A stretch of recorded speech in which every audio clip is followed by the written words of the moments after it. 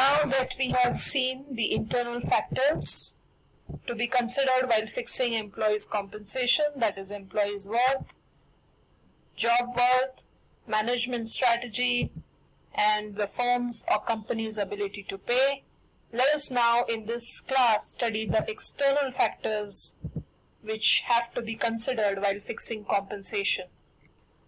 By external factors, we mean those factors which are in the business environment of the organization. They are not inside the organization. Let us have a look at the first external factor, which is obviously the demand and supply of labor. We all know, we have studied this in economics, that apart from other factors, the demand and supply of a particular factor determines its price. The same holds true for workforce. Suppose you are located in a tier 4 or tier 3 city in India, and your company plans to appoint a chief financial officer full-time who you want to be a chartered accountant. Then in that case, depending on your location, if there are very few chartered accountants in your city, you need to design a compensation package that is so attractive that some chartered accountant from your city or maybe some other bigger city might think of migrating to your city and actually joining your organization as a full-time CFO. On the other hand, take the example of, let's say, you want to fill in a vacancy for the post of a receptionist, which does not really require a qualified person with an array of skills. Then there may be in your city also the supply of such candidates is more, the availability of such candidates is more. So there you have a better bargaining power. You can negotiate the compensation or the salary aggressively. You can just stick with the market average or even offer slightly below than that. Even then you will get people to work for you. So the demand and supply of the kind of people that you want is a very, very important external factor that you need to consider while fixing the compensation. If the demand is more and the supply of the right kind of candidates is less, your offer should be very attractive so that you are able to pull these right kind of candidates towards your company. On the other hand, if the demand for a particular type of people is less and the supply is more, then you can definitely offer the going market rate, average salary, or even less than that and still get applicants who are interested in working for you. The second external factor is, of course, government legislation. We all know that the government from time to time conducts surveys, studies the conditions prevailing in the country and even on an international level, and then it passes different acts, formulates different policies, issues guidelines that all of us need to follow. It could be in the form of different acts like the Minimum Wages Act, the Workmen's Compensation Act, Payment of Gratuity Act, Payment of Bonus Act, Provident Fund Act. So all these acts have ensured that the workforce is not exploited in any way, and even the management of companies have got some rights which will not exploit both the parties. So we need to strictly follow the laws laid down by the government. The third external factor is the going rate. What is the meaning of going rate? Going rate is what is the average salary that is paid for a particular job position in your industry in your geographical area. That is the market rate, that is the going rate. Say for example, you want to appoint an accountant in your organization and you want him to have 2 to 3 years experience.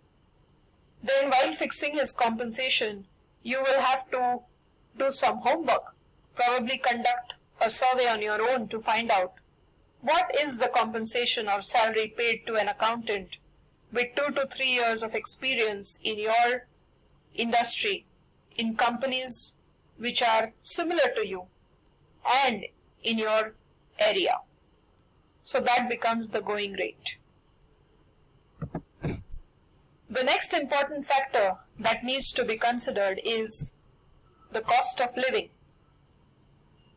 As we all know, the cost of living in different cities, in different states, in different countries differs. So if you are a multinational company and if you are thinking of transferring your employee to some other country where the cost of living is very high, then those adjustments need to be made in his or her compensation. Otherwise, good performing employees might not be interested in taking up overseas assignments. Why go overseas? Suppose you have an employee working in your Pune office and you have decided to transfer him to your Mumbai office. On an average, we know that the cost of living in Mumbai is almost 7 to 8% higher as compared to the cost of living in Pune.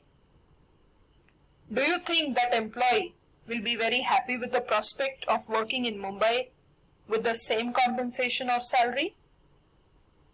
He will definitely not be happy. He might even come and tell you that he won't be able to take up the assignment, or he has got some other problems. He will start making excuses. So these adjustments need to be made. If you know, there is a very important component in compensation package, that is dearness allowance. The main objective of dearness allowance is to make cost of living and inflation related adjustments in the compensation of workers and employees. So cost of living needs to be carefully studied and considered while fixing compensation of employees and workers. The next point, external factor that needs to be considered, is competitors' strategy. We know that nowadays there's hardly any business that completely has a monopoly on the market.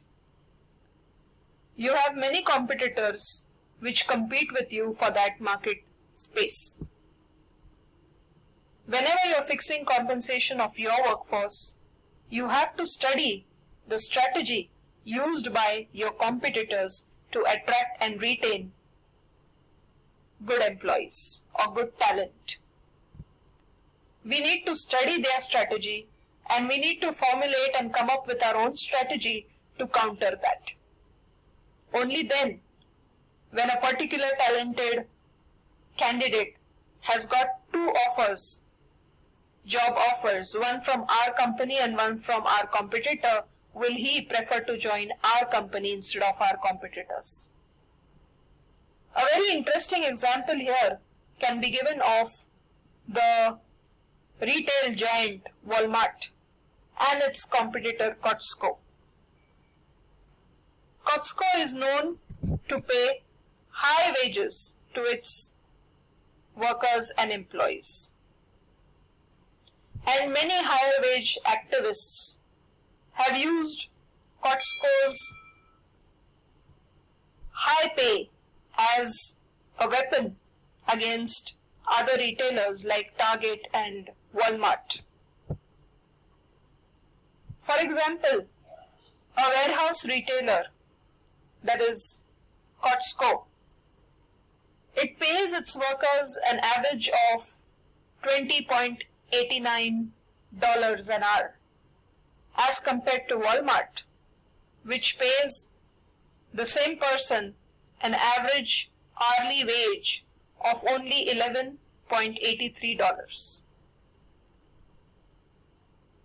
And people who support higher wages, they say that if Costco can afford to pay workers so much more, why Walmart is not doing the same?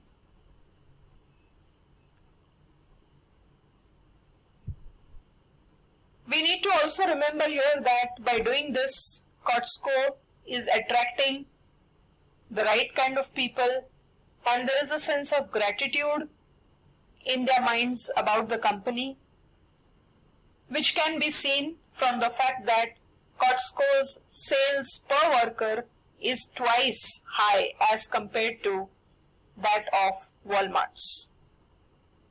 Costco also has lower overhead costs thanks to its simple warehouse model.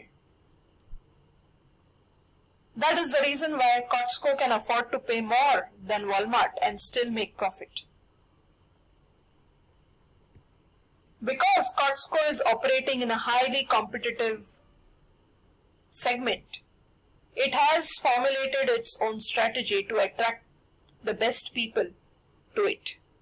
And by offering higher wages, it ensures that these people are not going to resign and leave their jobs. They are going to stay with Costco because they know that they are paid much, much higher as compared to its competitors. The last and another important point that we need to consider while fixing compensation is of trade unions. We know that trade unions will always try to exert influence on the management to push salaries and wages and allowances on the higher side of the range. As a management person, it is our responsibility to consider their demands. I don't mean we have to agree and give in to each of their demand, because even we have got our own constraints. But the management should still pay attention to the demands of the trade union, should engage in collective bargaining, where the representatives of the union, trade union, will sit and interact, negotiate the terms of employment and compensation with the representatives of the management.